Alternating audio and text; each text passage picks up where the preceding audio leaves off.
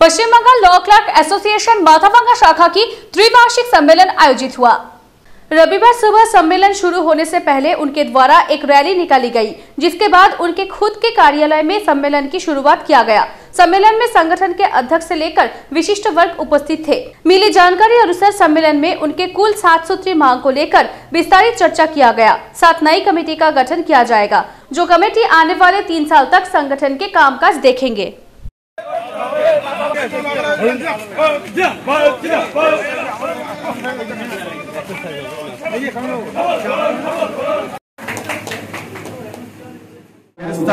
সরকারি ব্যয় নির্মাণ করতে হবে। বিচার প্রার্থীদের জন্য আদালত চত্বরে সরকারি ব্যয়ে বসার জন্য শেড নির্মাণ করতে হবে। পানীয় জলের ব্যবস্থা করতে হবে। অবিলম্বে ল ক্লার্কদের জন্য ওয়েলফেয়ার স্কিম চালু করতে হবে। ল ক্লার্কদের রাইট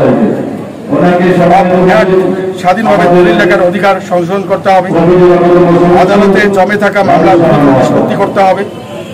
বিচার প্রার্থীদের মামলা মোকদ্দমা দ্রুত নিষ্পত্তি করার জন্য রাজ্যের সমস্ত আদালতে নতুনভাবে বিচারক নিয়োগ করতে হবে।